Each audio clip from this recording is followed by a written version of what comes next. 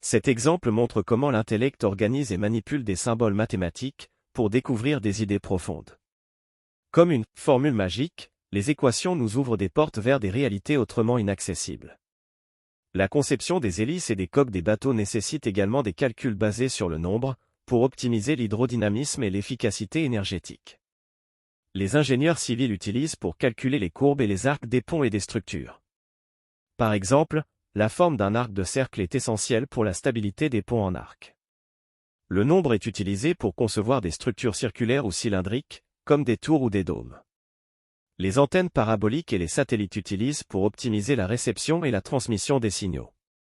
Les ordinateurs utilisent des algorithmes basés pour la modélisation, la simulation et l'analyse de données complexes, dans divers domaines scientifiques et technologiques. Les scanners IRM et les échographies reposent sur des principes mathématiques et physiques pour produire des images précises de l'intérieur du corps humain. La conception de médicaments repose sur des calculs chimiques complexes pour assurer l'efficacité et la sécurité des traitements.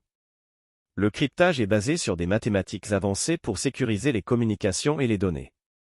Le développement des modèles d'apprentissage automatique et des réseaux neuronaux implique des concepts mathématiques et statistiques complexes pour créer des systèmes intelligents. À l'heure actuelle, les ordinateurs sont utilisés pour effectuer des calculs complexes impliquants, ce qui permet de gagner du temps et de réduire les erreurs humaines. Les logiciels de conception assistés par ordinateur et les algorithmes de simulation utilisent pour des applications variées, de la recherche scientifique à l'ingénierie. Cependant, avant l'avènement des ordinateurs, les mathématiciens et les ingénieurs devaient effectuer ces calculs manuellement, ou avec des outils comme les règles à calcul. Ces calculs étaient essentiels pour des projets de construction, de navigation et d'autres domaines nécessitant une précision géométrique. Le nombre est fondamental pour de nombreuses applications pratiques, de la construction d'avions et de bateaux, à l'architecture et aux technologies modernes. Les ordinateurs ont grandement facilité ces calculs, mais l'importance demeure inégalée. Donc on voit que le recours à l'intellect porte sur des choses bien concrètes, même s'il faut passer par une étape très abstraite, pour avoir des mesures précises. Concernant la fabrication d'un fuselage d'avion par exemple, une fois cet avion fabriqué, on voit bien que l'intellect a servi à des choses bien réelles et concrètes. C'est une chose qui peut sembler en dehors de la réalité pour ceux qui n'arrivent pas à suivre le raisonnement, mais pour celui qui utilise ces équations, il est totalement en relié à la réalité concrète, car s'il fait une erreur sur la taille d'un fuselage d'avion, ça pourrait avoir des conséquences dramatiques sur la vie de centaines de passagers. Donc croire qu'utiliser l'intellect serait être dans l'illusion est faux. Même si le processus intellectuel peut sembler abstrait, il a des applications très concrètes et pratiques dans la vie réelle. Alors il y a des gens qui vont dire que l'intellect scientifique n'a rien à voir avec l'intellectualisme en philosophie et dans les sciences humaines, alors que c'est la même chose, mais transposée dans d'autres domaines. Les intellectuels dans les sciences humaines remplissent plusieurs fonctions, même en philosophie, telles que relier les disciplines. Les intellectuels cherchent à relier des disciplines qui pourraient sinon rester cloisonnées. Par exemple, un philosophe pourrait explorer les liens entre la psychologie, la sociologie et l'anthropologie pour comprendre des phénomènes sociaux complexes. L'étude de l'altérité et de la diversité permet de mieux comprendre les différences culturelles, sociales et individuelles. Les recherches sur les cultures indigènes peuvent éclairer les dynamiques de pouvoir et de résistance. Les intellectuels s'efforcent de réunir diverses disciplines et méthodes pour élaborer des théories unificatrices. Par exemple, la théorie de la complexité tente d'intégrer des idées de la physique, de la biologie et des sciences sociales pour comprendre des systèmes complexes.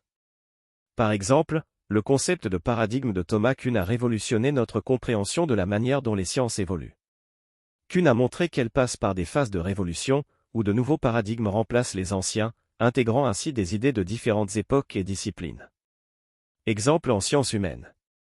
La psychologie intégrative cherche à relier la psychologie clinique, la médecine du corps, la spiritualité, et d'autres domaines pour offrir une approche holistique de la santé mentale. Par exemple, un thérapeute intégratif pourrait utiliser des techniques de méditation, de thérapie cognitivo-comportementale, et de médecine traditionnelle pour traiter un patient. Ainsi, l'intellect dans les sciences humaines et la philosophie joue un rôle crucial en reliant des disciplines diverses, en s'intéressant à l'altérité, et en cherchant à élaborer des théories unificatrices. Cette approche transdisciplinaire permet de mieux comprendre et d'aborder des problèmes complexes, tant dans les sciences exactes que dans les sciences humaines. Donc, si je reviens à la conscience de l'existence de l'astral qui est une dimension parallèle, dont on peut supposer l'existence par inférence, Même si on n'en a pas encore de preuves scientifiques, il semble aimer jouer du fait qu'il n'y a des choses qui ne sont pour l'humain accessibles que par des sciences abstraites, comme les mathématiques, pour jouer du fait que comme tout le monde ne comprend pas ce langage, il est facile de faire croire qu'il ne serait pas concret, qu'il ne serait qu'un monde imaginaire et illusoire. Ainsi il fait croire que l'intellect serait quelque chose qui induit en erreur, alors que c'est le contraire, quand il y a une erreur c'est lui qui permet de la trouver. Mais l'astral utilise souvent ce que Freud avait révélé comme une défense, le retournement en son contraire. Si l'intellect est ce qui permet de déjouer les erreurs que l'astral introduit, l'astral va le présenter, lui l'intellect, comme celui qui en est la cause. L'astral retourne en son contraire les choses pour qu'elles aillent dans son intérêt à lui, mais fait croire à l'homme qu'il le conseillerait dans son intérêt à lui, l'humain. Et comment fait-il?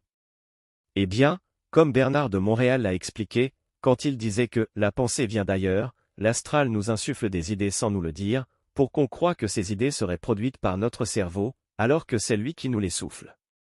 Quand on entend ces idées, on croit qu'elles parlent de nous, que ce serait notre ego qui nous soufflerait ce qui le concerne, alors que non, ce sont des idées qui sont au service de l'astral lui-même, qui considère que l'humain est là pour le nourrir, pour lui produire du louche, exactement comme nous les humains on considère que les végétaux sont là pour nous produire de la nourriture. Donc voilà comment s'y prend l'astral. Il va reprendre une équation qui permet d'accéder à une réalité complexe, y introduire une erreur pour créer de la confusion, par quoi nous produirons du louche.